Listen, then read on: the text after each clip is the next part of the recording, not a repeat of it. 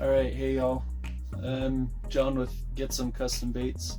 I am going to try to take a break from this action, see if I can make a quick video of what baits we're fishing here today.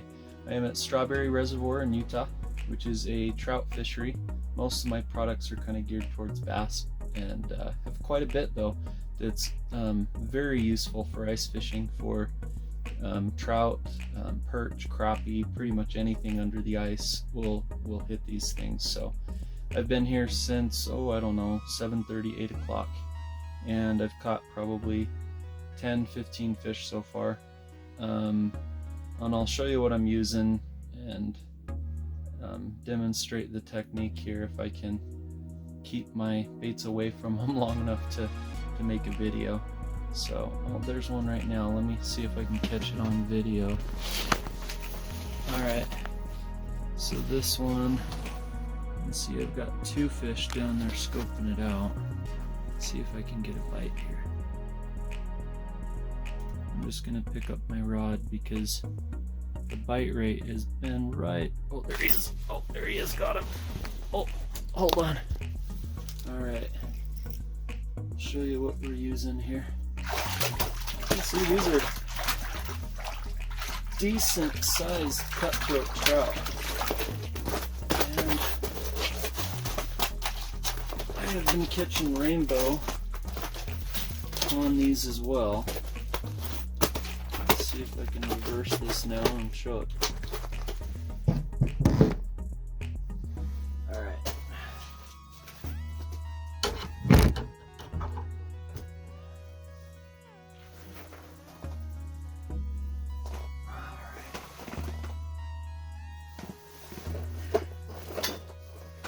Sorry for the terrible recording. Wish I had a cameraman here with me today, but I don't. Let's see if I can set this up over here, maybe. No, that's not gonna work. Alrighty. So this one took just my typical tube. It's about an 1.5-inch tube jig, and this is an absolute go-to bait for me. Especially this color. It's chartreuse with gold flake in it, and pretty much anything with chartreuse tends to work very, very well here at Strawberry. So we'll see if we can get this one in the water and catch another. Beautiful. Ooh.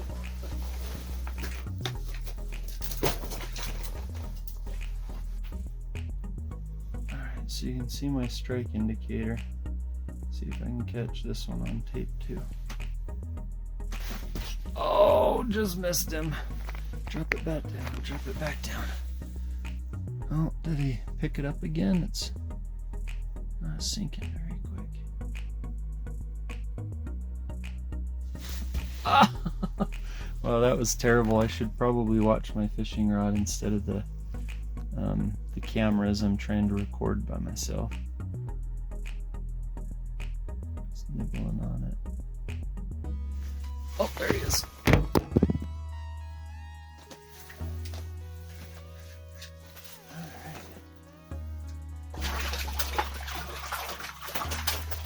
There he goes.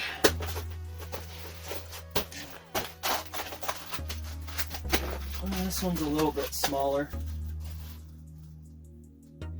Might even be below the cut or the slot limit.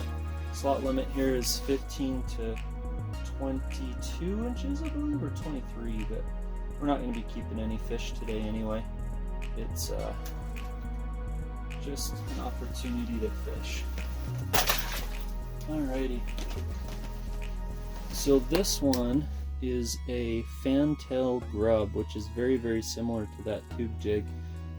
This one is in chartreuse as well. As you can see, it's freaking beat up because I have caught so many fish on it, and it's usually just trying to get the hook out of their mouth where I tear the plastic, but these things are pretty durable.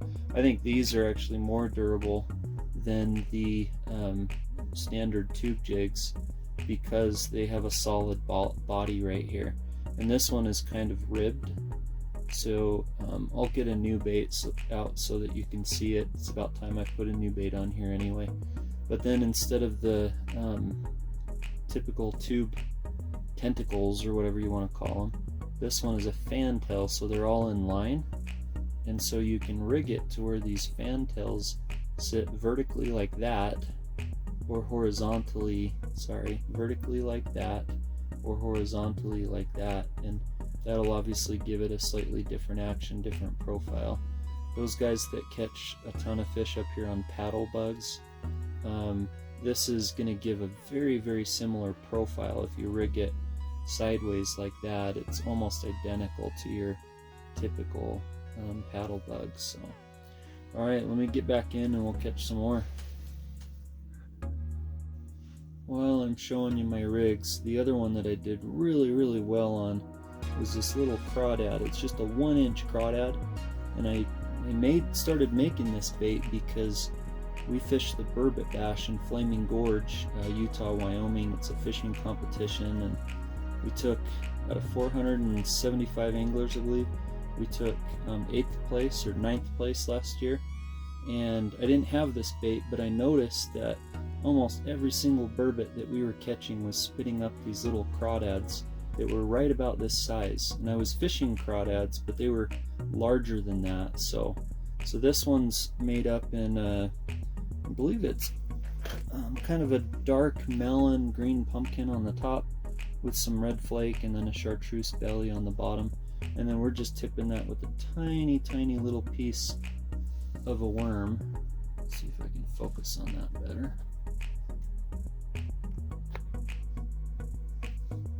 There we go. Just tipping it with a tiny little piece of a worm.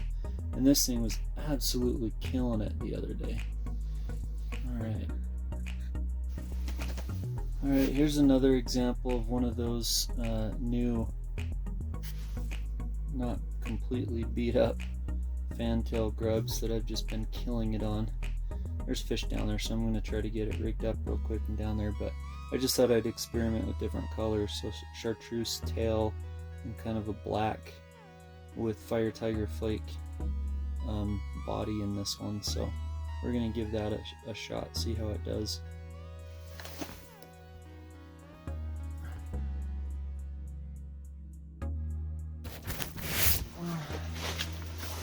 I don't know how well this is going to work, but cut the next one. I didn't even tip this one with a worm, and this sucker hit it without question.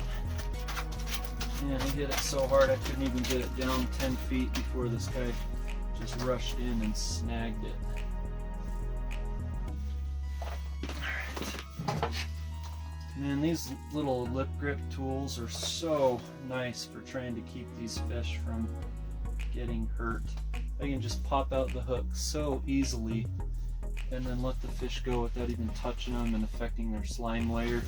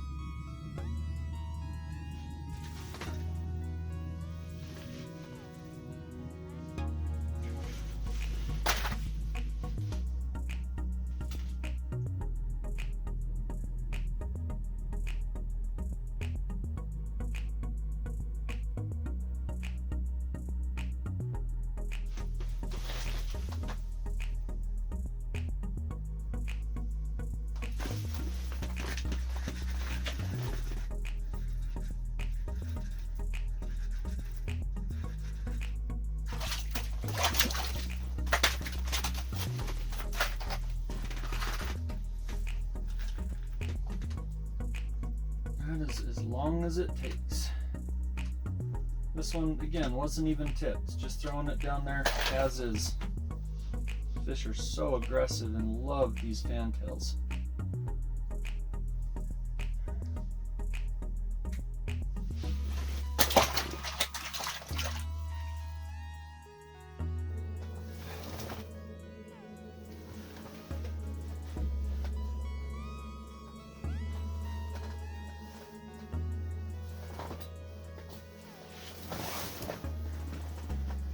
See if we can get back down there and catch some.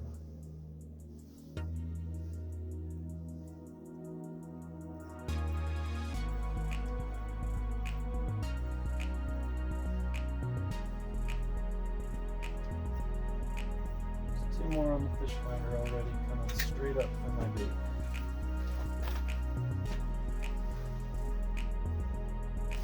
Oh, there he is. Nice. He's got a little bit more weight than that last little dink.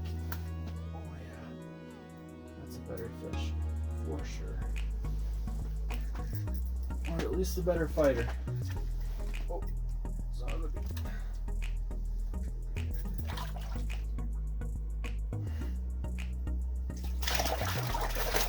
Yeah, that's a nicer fish.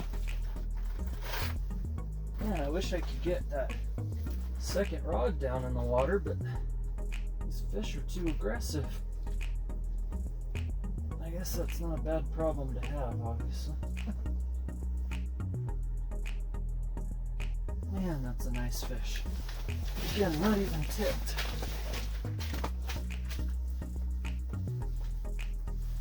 Let's see if I can do this without dripping on my chair. That's a nice fish.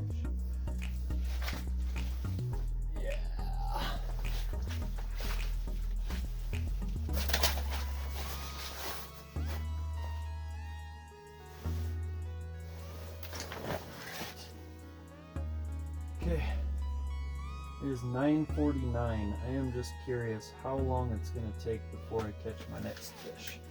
Because it feels like it's every 2 to 3 minutes, but when you're fishing, who knows? Time flies by so fast.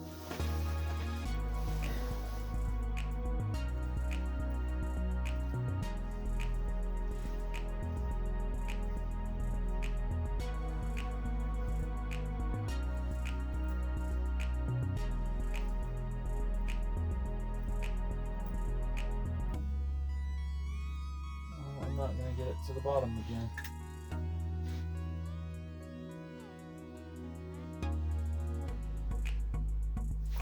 There he is. That one, I don't know if you can see it on my strike indicator or not, but it my second hook slipped on it. Probably got it.